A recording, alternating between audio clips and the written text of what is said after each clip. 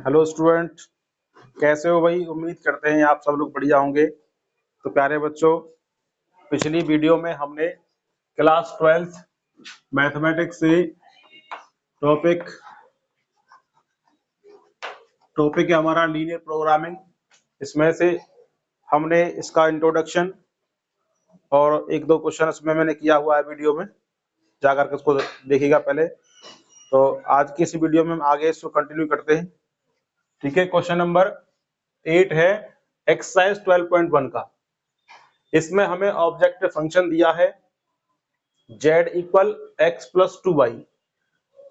कुछ व्यवरोध दिए हमें, कंडीशन दे रखी हैं, शर्तें हैं ये। x+2y greater and equal to 100, 2x minus y less than 0, 2x plus y less than equal to 100 और x और y दोनों कैसे हैं, 0 से ग्रेटर हैं। ठीक है ना। इन कंडीशंस को फॉलो करते हुए हमें z का कैसा मान निकालना है, मैक्सिमम या मिनिमम। हमें निकालना है जेड मैक्सिमम, दोनों निकाल लें, Z maximum and Z minimum, दोनों वैल्यू निकालनी है हमें इसमें। ठीक है ना। तो सबसे पहले हम जो व्यवरोध है, हमारे शर्तें हैं, उन शर्तों के अधीन हम इस एलपीपी का सुसंगत हल पता करेंगे, जो फीजिबल सॉल्यूशन है इसका। तो क्या है देखिएगा, पहले जो हमारा व्यवरोध ये वाला फर्स्ट है, यानी हमने इसको इक्वेशन सेकंड माना हुआ है। फ्रॉम इक्वेशन सेकंड, ठीक है ना। व्यवरोध फर्स्ट है हमारा, ये कितना है, माना x+2y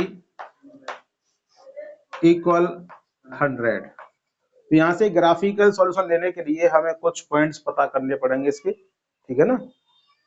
तो at x equal to 0 that imply, देखिए यहाँ पर x इक्वल टू 0 रहेंगे तो क्या बचेगा, 2y equal 100 that implies y equal to कितना मिलेगा बताओ, 2/100, तो y इक्वल टू 50। तो हमें यहाँ से पॉइंट मिल जाएगा एक, कितना आएगा, x0/50। ठीक है। अब इसमें y इक्वल टू 0 पुट करेंगे तो कितना आएगा, x इक्वल टू, देखिए y 0 तो ये वाला टर्म 0 बचा, x इक्वल टू 100। तो यहां से पॉइंट मिला हमको कितना, पॉइंट मिल गया 100, x की वैल्यू है, y की वैल्यू है 0। तो 2 पॉइंट हमको यहाँ से मिल गए, किसके लिए, जो हमारा व्यवरोध सेकंड है उसके लिए। ठीक है ना। अब निकालते हैं फ्रॉम थर्ड। माना थर्ड में क्या है, 2x minus y, 2x minus y equal 0। ठीक है ना। तो इसमें यहां से दिखाई दे रहा है हमको y इक्वल टू कितना है, 2x है। इसका मतलब x की वैल्यू आप जो लगाओगे y की वैल्यू डबल हो जाएगी इसके लिए। अगर 1 लगाते हैं तो 2 हो जाएगा, 2 लगाते हैं तो 4 हो जाएगा, 4 के लिए 8 हो जाएगा। ठीक है ना। जो भी कुछ वैल्यू लेंगे हम x की, y क्या हो जाएगा, डबल हो जाएगा। तो इसका तो ग्राफ बड़ा आसान है बनाना। ठीक है। फ्रॉम 4 है हमारा 2x प्लस वाई, माना 2x plus y equal to 200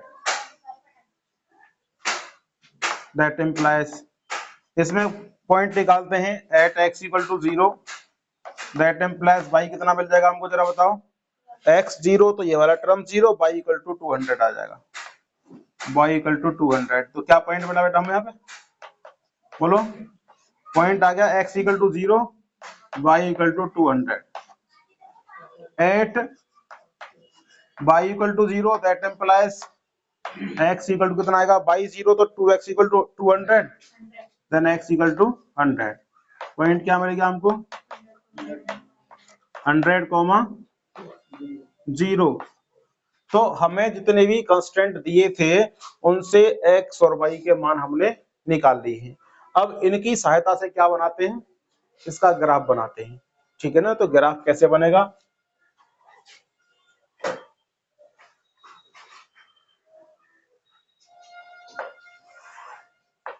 x dash ये y एंड y डैश। ठीक है, तो पहले हम जो हमारा कंस्टेंट सेकंड है उसके पॉइंटों को ग्राफ पर लेते हैं पहले। तो एक काम करते हैं, हम यहाँ देख पा रहे हैं कि जो मैक्सिमम वैल्यू है कितनी है, वो 200 है, मिनिमम 0 है। तो 200 को हमें इस पर अंकित करने के लिए कितने खाने बनाने कम से कम? भाई 200 खाने तो बना नहीं सकते हम इस पर, है ना।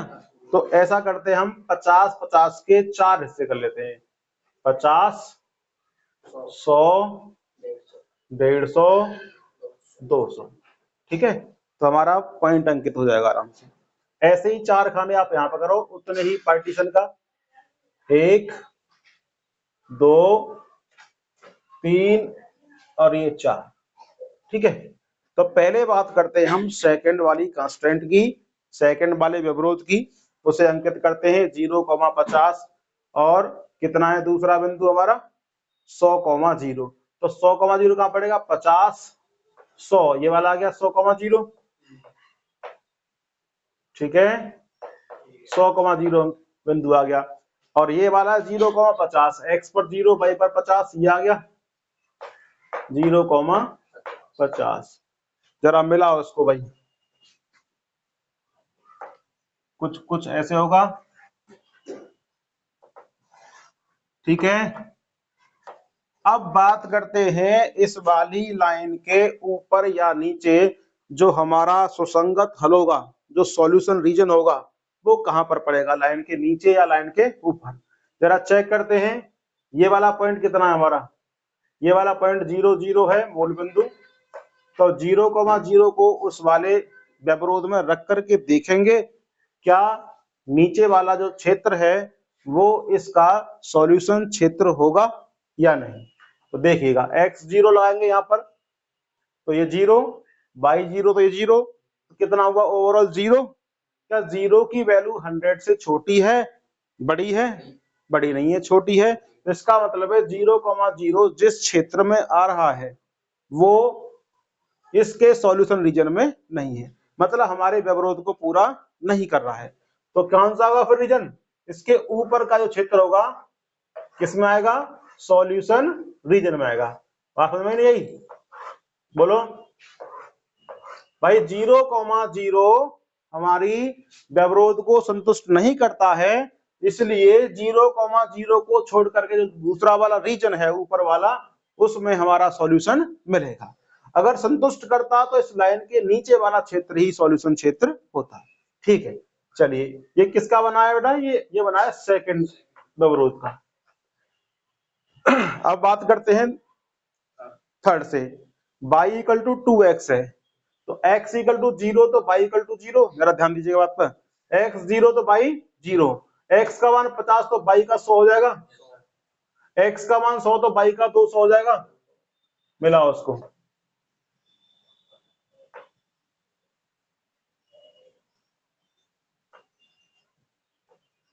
ठीक है, इस तरीके से। अब हमें देखना है भैया इसके इधर वाला क्षेत्र सॉल्यूशन क्षेत्र है या इस लाइन के इधर वाला क्षेत्र सॉल्यूशन क्षेत्र है। तो हम इस वाले पॉइंट को चेक कर लें। बोलो कितना पॉइंट है ये? 50,0 है कि नहीं? ये 50,0 है, इसको चेक करते हैं। तो लगाओ यहाँ पे, कहाँ है? ये रहा। इसमें देखो 2x - y कैसा होना चाहिए? 0 से छोटा।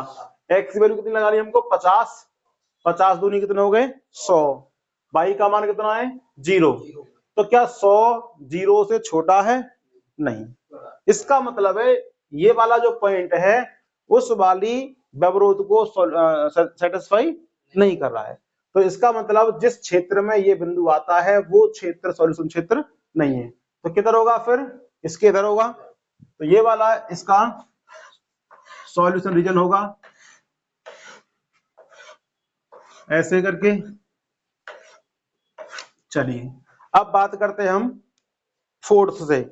फोर्थ पॉइंट इतने हमारे 0,200 और 100,0। 100,0 तो ये है हमारे पास पॉइंट। ठीक है, अच्छा, और 0,200 कहां पड़ेगा? ये वाला है, इसको मिलाओ जरा। ये वाला आया,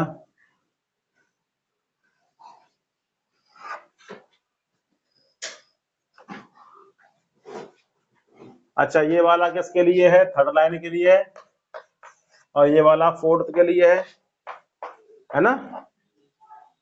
देखिएगा अब इस वाले लाइन के अंडर वाला क्षेत्र सॉल्यूशन क्षेत्र है या ऊपर वाला, ये चेक करना है हमको। तो कैसे चेक करेंगे, इसके नीचे 0 0 आ रहा है, बताइए इस लाइन के नीचे 0 0 पॉइंट आ रहा है, उसको चेक करिए इसमें रख करके, x0 y0 ये 0 हुआ, क्या 0 का मान 2 से छोटा है, यस छोटा है, संतुष्ट कर रहा है। इसका मतलब इस लाइन के नीचे का क्षेत्र हमारा कैसा होगा, सॉल्यूशन रीजन होगा ये वाला, इस तरीके से।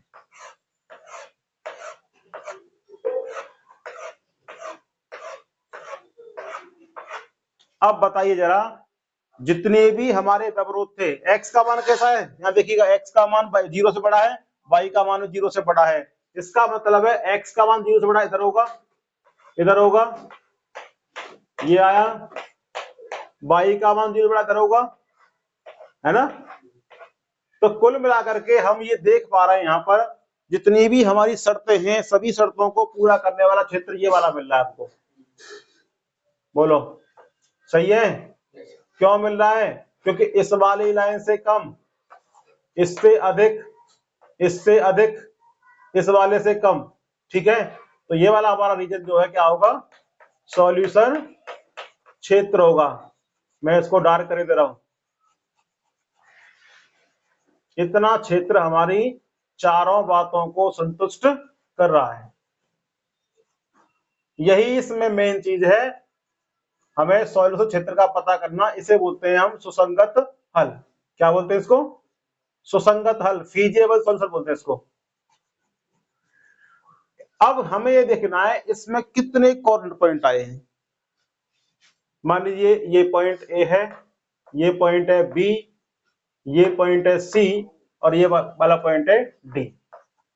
कौन कौन से पॉइंट हमको पता है, ये वाला पता है हमें 0,50 है, ये वाला पता है हमें 0,200 है। बिंदु बी और सी हमको पता नहीं है, बोलिए बिंदु बी और सी हमें पता नहीं है, तो इन्हें निकालना पड़ेगा। बताइए जरा बिंदु बी कहाँ पड़ता है, बिंदु बी ये सेकंड लाइन, सेकंड लाइन और किस पर है, बोलो सेकंड और थर्ड पर है, सेकंड और थर्ड का ही कट पॉइंट है, ये प्रतिच्छेद बिंदु है। अगर सेकंड को और थर्ड को सॉल्व करेंगे तो बिंदु बी हमें मिल जाएगा। तो करेंगे from third, second and third. देखिए बेटा सेकंड कहाँ है, ये रहा, x plus 2y equal to 100 लेते हैं, x plus 2y equal to 100, और थर्ड कितना है हमारा 2x minus y equal to 0, यानी y इक्वल टू 2x है। पुट करेंगे इसमें कितना, y इक्वल टू 2x, बोलो कहां से दिया है, ये आया है थर्ड से, y इक्वल टू 2x लगाओ यहाँ पर, तो ये आया x प्लस 2y, और y का मान कितना लगा देंगे 2x, इक्वल टू कितना आएगा 100। कितना हो गया ये, 2 दूनी 4x और एक कितना हो गया 5x, 5x बराबर कितना हो गया 100, यहां से x का मान निकलेगा कितना 20। अब x की वैल्यू 20, तो y कितना आएगा बताओ जल्दी, देखो y इक्वल टू 2x है, कितना आ गया y इक्वल टू आ गया 40, बोलो सही है, y इक्वल टू 40। अब x 20 है, y 40 है, इसका मतलब बिंदु b कितना आ गया, यहाँ दिख रहा है भाई गोविंद, देखा जरा बिंदु b,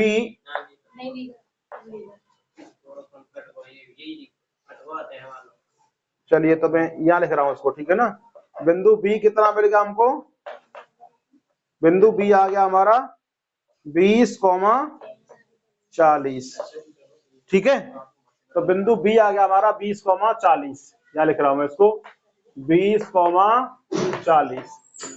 अब हमें बिंदु c निकालना है, बिंदु c देख पा रहे हैं थर्ड का और इस वाले फोर्थ का कट पॉइंट है, तो थर्ड को और फोर्थ को सॉल्व करते हैं और बिंदु c को और पता करते हैं हम, ठीक है। ये नोट कर लिया है, ठीक है, मैं मिटा रहा हूं इसको।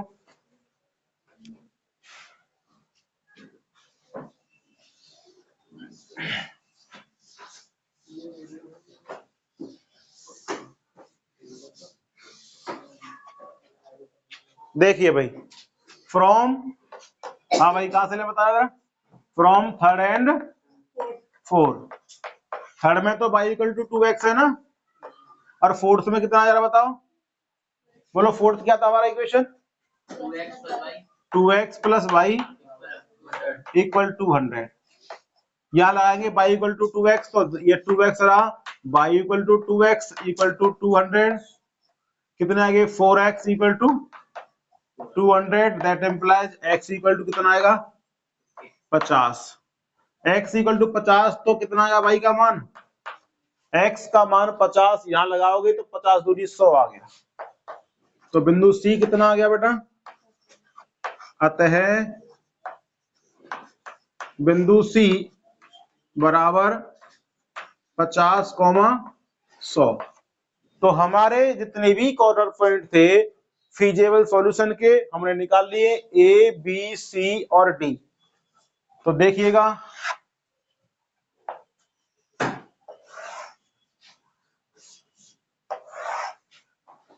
बताओ जरा कॉर्नर पॉइंट कौन कौन से मिले हमको, कॉर्नर पॉइंट मिले हमें कौन कौन से, बिंदु A क्या पॉइंट है जरा बताओ, A का 0,50, B कितना है 20,40, C कितना है 50,100, D कितना है 0,200।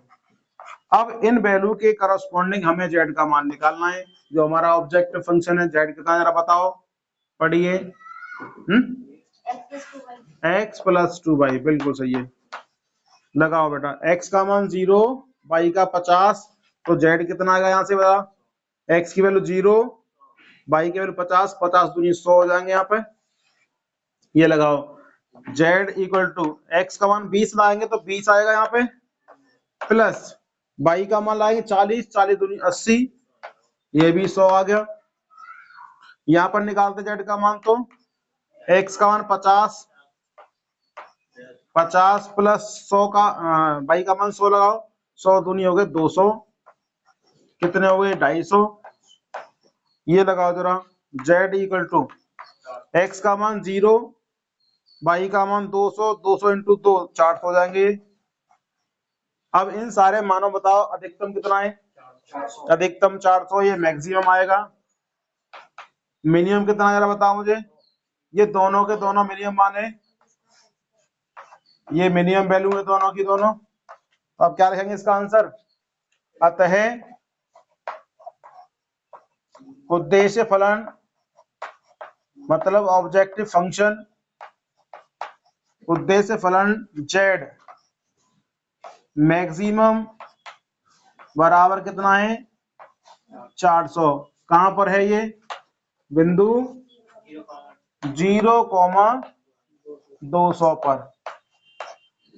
मिनिमम कितना है z मिनिमम, दिख रहा है यहां तक, इक्वल टू कितना जरा बताओ 100 है, लेकिन वो दो बिंदुओं पर है, बिंदु कौन कौन से हैं वो दोनों, एक तो 0,50 तथा कितना है दूसरा 20,40, यही इसका आंसर है, नोट कर लें।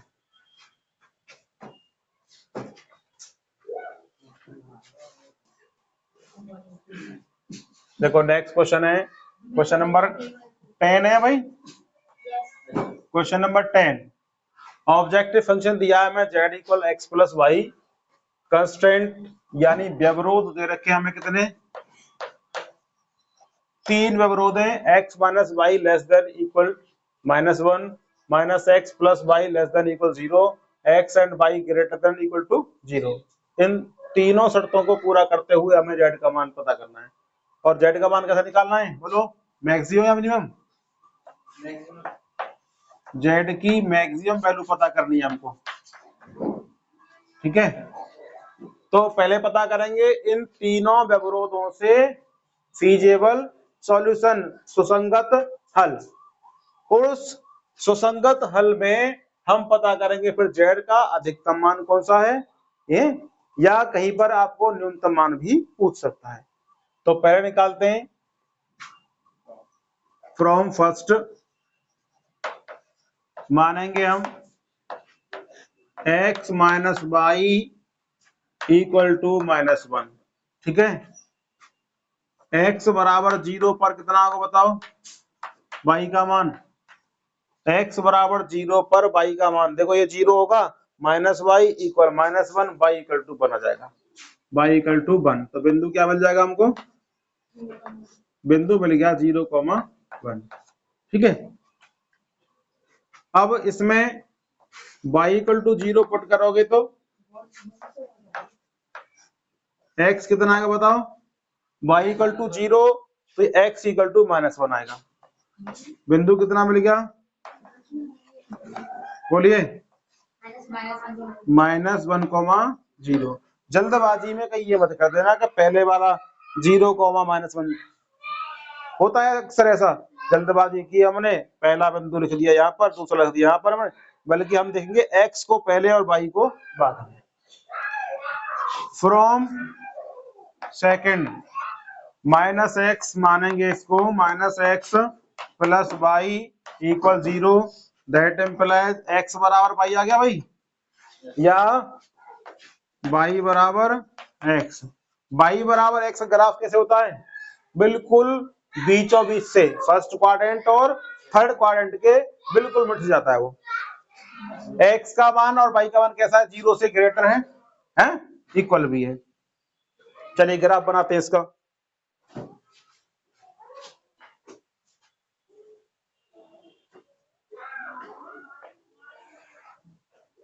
x dash y dash. चलिए पहला जो हमारा व्यवरोध है, कंस्टेंट है पहला, कितना है 0, 1 और -1,0। ड्रॉ करो उसको। हाईएस्ट वैल्यू कितनी है इसकी, 1 है, तो इसे यहां मान ले 1, यहाँ 1, ये 2, ये वाला 2। तो बताइए जरा, पहला पॉइंट है 0,1, x पर 0, y पर 1 आ गया, ये 0,1 होगा हमारा। दूसरा -1,0 कहाँ पड़ेगा, -1 इधर आएगा ना,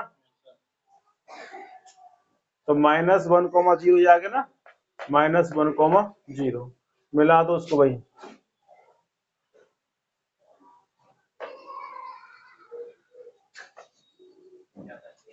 ये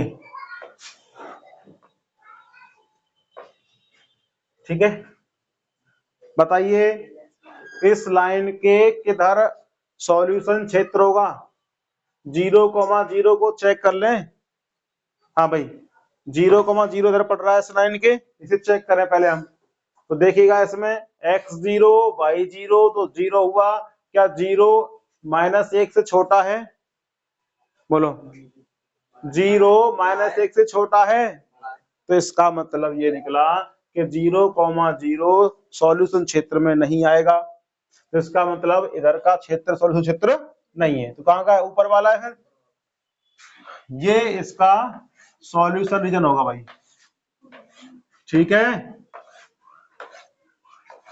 मतलब z का मान हमें निकालना पड़ेगा ऊपर के क्षेत्र में। अब निकालो दूसरे वाले से, y इक्वल टू x, 0 पर 0, 1 पे 1 बराबर है ना दोनों, y इक्वल टू x, 1 पर 1, 2 पे 2, ये गया। तो ये 1,1, ये 0,0। पहले पता करते हैं इस लाइन के ऊपर वाला क्षेत्र सॉल्यूशन क्षेत्र है हमारा, या नीचे वाला, इधर पॉइंट पड़ रहा है कितना, ये 1,0। चेक करो इसमें जरा, x का मान 1 तो ये -1 हुआ, y का मान 0 तो ये 0 हुआ। क्या -1 0 से छोटा है, बोलो सही है ना। दोबारा देखिए, मैं इसको चेक कर रहा हूं, 1,0 को क्या उस वाले कंस्टेंट को, व्यवरोध को संतुष्ट करता है, तो चेक करेंगे। x का मान 1 लगाना है, y का मान 0 लगाना है। तो x का मान 1 लगाएंगे तो यह -1 हो जाएगा, y का मान 0 तो ये 0 बचा, -1। क्या -1 0 से छोटा है, यस, तो संतुष्ट कर रहा है। इसका मतलब है जिस क्षेत्र में ये बिंदु पड़ता है वही क्षेत्र इसका सॉल्यूशन क्षेत्र है। तो इधर का आ गया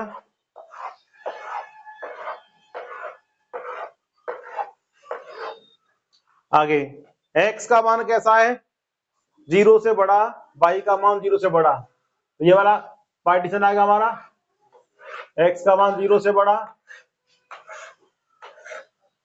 y का मान 0 से बड़ा कराएगा,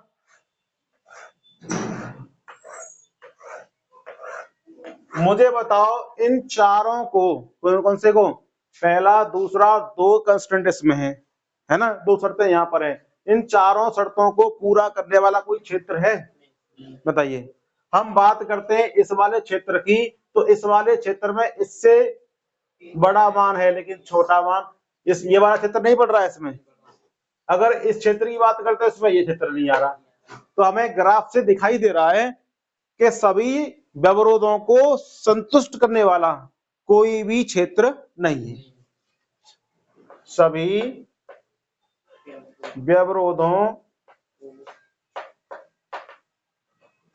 व्यवरोधों को संतुष्ट करने वाला